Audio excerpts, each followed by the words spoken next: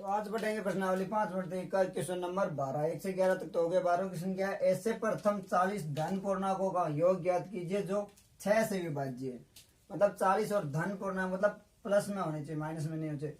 उनका योग ज्ञात करना है तो 6 से विभाज्य हो। 6 से विभाज्य तो कौन सा होता है, पहला 6 ही होता है, फिर 12 18 ऐसे कौन से 40 पदों तक।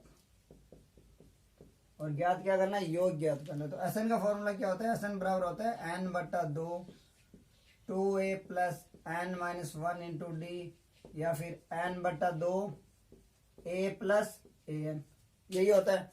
अब क्योंकि 6 से विभाज्य यही होगा ना, पहला 6 होगा, फिर 12 18 और लास्ट में 40 ऊपर निकालना है। तो ए क्या है, ए 6 होगा। डी क्या है, अगर 6 से विभाज्य जिससे विभाज्य है ना तो हमेशा वही डी होता है, वैसे निकाल लेते हैं a2 माइनस a1, तो a2 माइनस a1 यानी 12 माइनस 6, डी भी 6 हो गया। और 40वां पद, तो चाहो तो सीधा लिख लो 40 में क्या होगा, अगर पहला पद 6 है और 6 से विभाज्य होना चाहिए तो 6 इंटू 40 ही होगा, कौन सा 240। और अगर उस फॉर्मूले से निकालो तो भी ऐसे ही आएगा, एन बराबर क्या होता है a plus n minus 1 into d होता है। तो ए 40 बराबर क्या होगा 6 प्लस 39 इंटू 6, तो 6 और 39 और 1 40 हो गए। ऐसे करोगे तो भी क्या आएगा, ये 6 और ये 234 यानी 240 आएंगे। तो यही चाहे कैसे निकाल लो। तो ए है, ए एन आ गया, डी है तो वैसे निकाल सकते हैं। तो एस 40 चाहो तो इस फॉर्मूले से निकाल लो, इसमें ये, और अपन ने जब ए एन निकाल लिया तो इस फॉर्मूले से निकाल लो। कितना है 40 पर, तो 40 बटा 2, ए क्या है, ए है 6, तो 6 प्लस ए एन कितना है, ए एन है 240, तो 240, 40 से 2 कट रहे हैं 20 बार, तो 20 गुणा 240 और 6 246। तो एस 40 बराबर क्या होगा, इसको गुणा कर लेते हैं, 0 का 0, 2 को 6 से करते हैं, 6 इंटू 2 12, असल 1, 4 इंटू 2 8 और 1 9, 2 इंटू 2 4।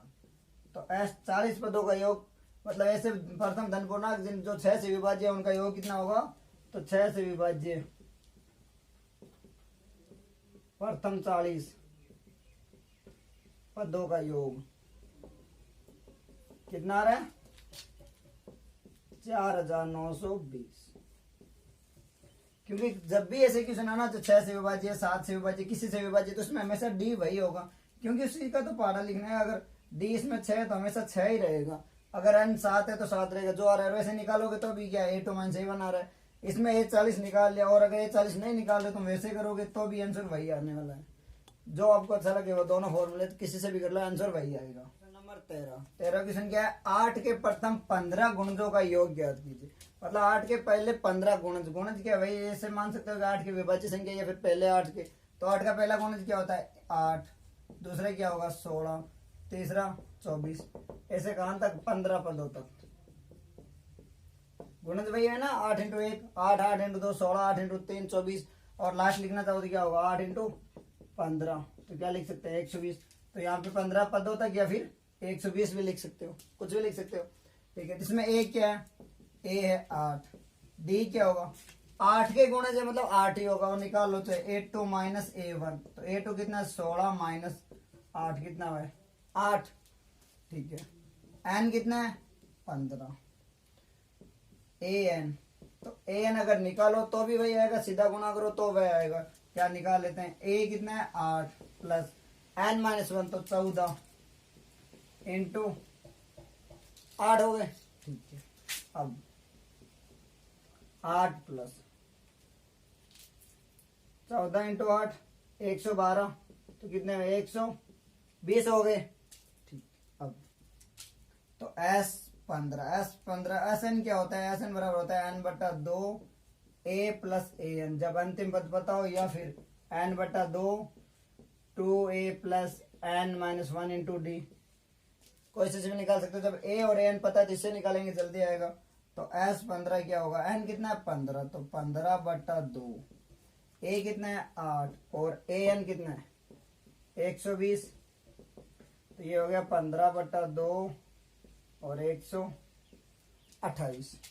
तो S15 बराबर 15 इंटू, इसमें 2 का भाग देंगे, 128 बट्टा 2 कितने में 64, 15 से गुणा करते हैं, 15 इंटू 4 60, असल 6, 15 इंटू 6 90, 90 और 6 तो 15 पर 2 का योग कितना हुआ 960। नंबर 14 नंबर क्वेश्चन क्या है, 0 और 50 के बीच की विषम संख्याओं का योग ज्ञात कीजिए। कौन सी संख्या, विषम संख्या पूछा है, 0 और 50 के बीच। तो पहली विषम संख्या क्या है 1, फिर 3, 5 और 50 से पहले कितने हो गए 49, ये विषम संख्या है। अब इनका योग ज्ञात करना, तो अपने पास क्या है, a है 1, d क्या होता है a2 माइनस a1, 3 माइनस 1 यानी 2 हो गए।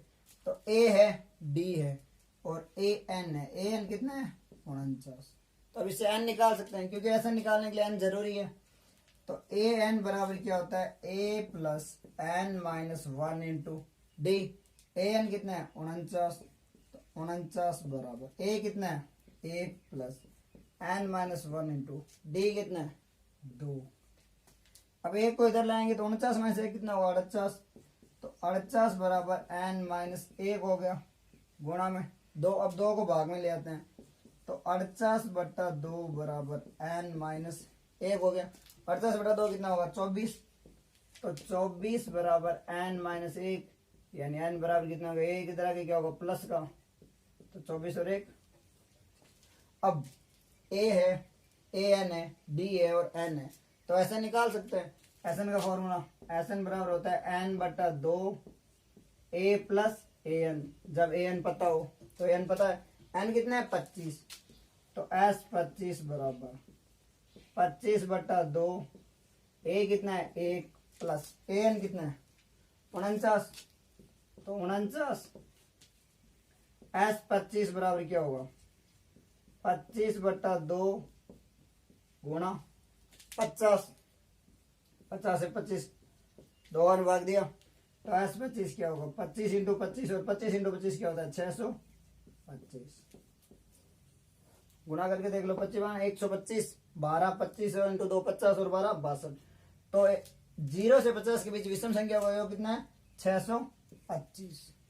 बस पहले समय ये बनानी है एपी और उसके बाद ए डी ए एन निकल जाएगा, एन निकल जाएगा, उससे एस एन पता चल जाएगा।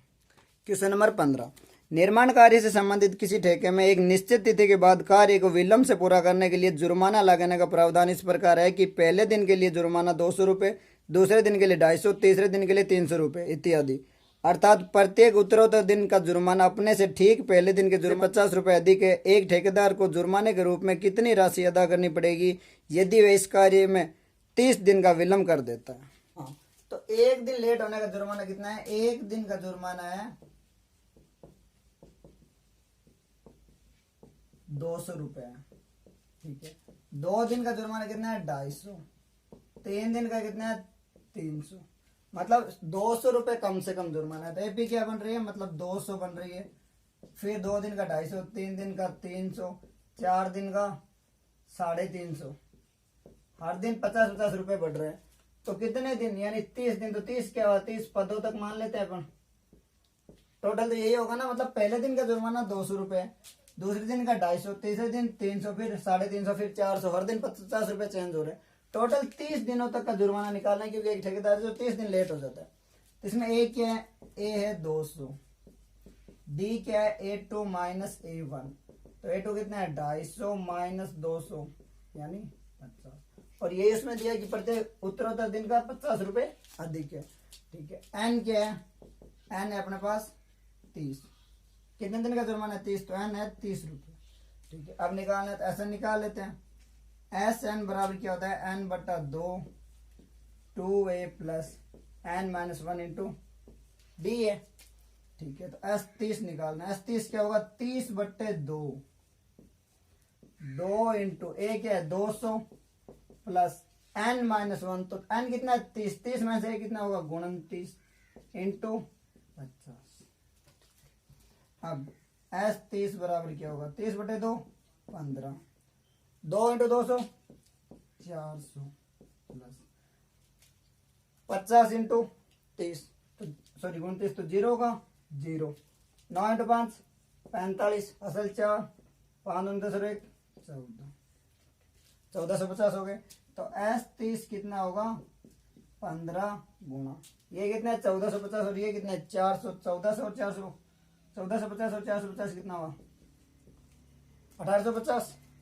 तो इसको गुणा कर लेते हैं तो 0, 15 इंटू 5 75, असल 7, 15 इंटू 8 120, 120 और 7 127, असल 12, 15, 15 और 12 27।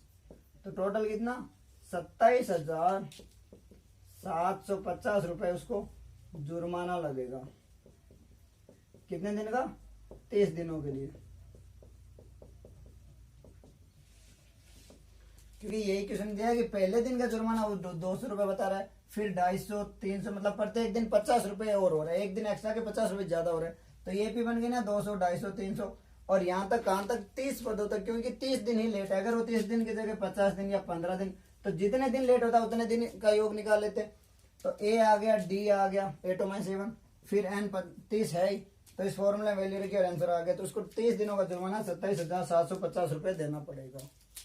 Question number 16। तो 16 नंबर क्वेश्चन क्या है, किसी स्कूल के विद्यार्थियों को उनके समग्र शैक्षिक प्रदर्शन के लिए 7 नगद पुरस्कार देने के लिए 700 रुपए की राशि रखी गई है। यदि प्रत्येक पुरस्कार अपने से ठीक पहले पुरस्कार से 20 रुपए कम है तो प्रत्येक पुरस्कार का मान ज्ञात कीजिए। हाँ, तो क्या दिया हुआ है कि कुल 7 पुरस्कार है। कुल कितने पुरस्कार है,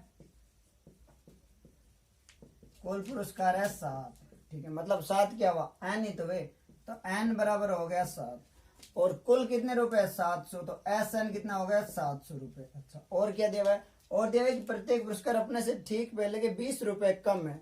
मतलब डी क्या हो रहा है माइनस का 20, तभी तो 20 रुपए कम होगा। मान लो यहाँ पहला है ए, दूसरा क्या होगा ए -20, तीसरा ए -40।